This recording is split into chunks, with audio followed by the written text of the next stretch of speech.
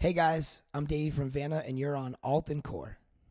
Nick, the guitar player, and Sean, the bassist of our band, started the band in college together. They both went to art school, and Nick had written a bunch of songs, basically a whole record worth of songs, and had called the project something else. And then him and Sean and a couple of people started jamming on it, and they kind of came up with the name Vanna. They wanted just a simple name, and it was a woman in Italian history that they picked out for it. And they started it in their dorm room basically, and has taken it all the way to where we are now. We've been a band for like 8 years touring. I've been in the band for roughly 6 years now, and we've kind of just taken everything that we set out to do originally and just kind of have done all that and living like the dream that we've always had and always wanted to do. This is our 10th time over in Europe now. So yeah, it's great. It's cool to see, even with me joining 6 years ago, it means so much to us that we're still here and that we're still touring and that, kids are still listening and still feeling what we're saying. And we've watched so many bands come and go. We've watched some bands be around for years, and then we've watched some bands be around for months. And it's an honor and a privilege that we're still here making music and people still care. And, we still love it. That's the biggest thing I think for us, is that you have to love this, because this lifestyle, though fun and all that stuff, does get hard sometimes, and you really just have to love it. And we do. And that's why we're still here. That's why we're still doing it. And, we've gotten to tour with so many amazing bands over the past few years. And every time we get to meet a new band and tour with them, it's a pleasure and an honor to do that. And, we still have friends that we made 8 years ago, in the touring world. So it's cool to see that. And we don't really question it. We just keep going with it until the day that we feel like it's something that we shouldn't be doing anymore. But I don't see that day coming anytime soon. And, we really enjoy it. Sometimes we get really, like nervous, like, oh, we're still here. Should we still be here? And then we step on that stage, and we're like, yeah, we should still be here. Absolutely. So A New Hope came around right when Chris, our vocalist before me, that was his last record he did. He actually, on the CD release tour, he had already quit the band, told the band, because he wanted to move on and do other things. And my band did their CD release tour, and that's when they asked me to join the band. And it's crazy to think that, kids are still with us from that record, you know what I mean? A lot of people don't know that record because it's a little bit older, but a lot of people do know that record, and it's great. We still play Trash Mouth, live, and it's cool because that record to me was like, even though I wasn't on the record, it was like my first, touring and songs that I was performing with the band.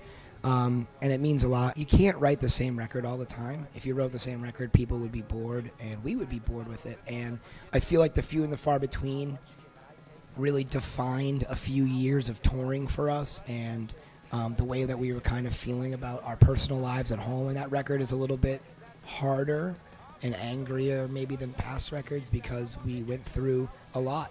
We went through some member changes and some setbacks in the band here, and personal setbacks in our own lives. And we got Joel and Eric, our guitar player and our drummer, who are with us. And that was their first record to be on, and they had a lot of stuff that they wanted to get out through that record as well. And then progressing on to Void, I think that Void for me, on a lyrical level and vocal level, I had a lot of issues in my life that I wasn't ready to talk about yet. And I feel like Void was my cleansing and purging of those feelings and everything. I was finally ready to talk about things that no one knew about me. I had a conversation with the band to make sure that they were okay with me sharing these things, and they got behind me wholeheartedly and really supported me in the writing process. And that record really reflects that. I think that a lot of people and a lot of kids have said that they can relate to that record so much, and the few and the far between, because those are the records I finally just let go and just started talking about things that I felt like if I would talk about these sort of things, it might make kids comfortable enough for them to start talking about the problems that they were having, or start realizing that they're not alone in those problems. So I think from more than anything else, it wasn't we wanted to become a hardcore band or we wanted to be something else. I just think that the emotions that we were going through at the time just came out on those records a lot more. And with our new members, you know, it's still Vanna. It still sounds very much like old Vanna, but there's definitely a change. And I think on the next record, there's going to be another change. You know, I think that I love when bands progress and bands make a record that doesn't sound like their last record, you know.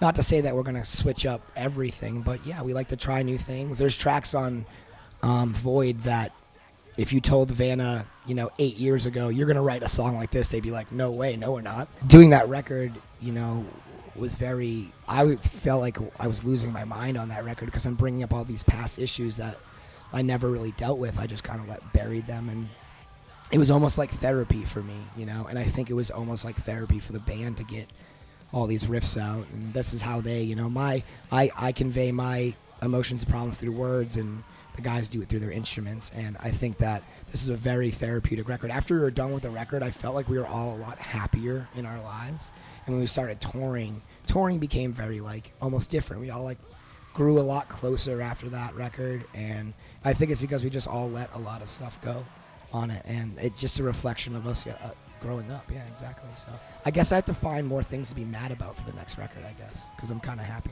now.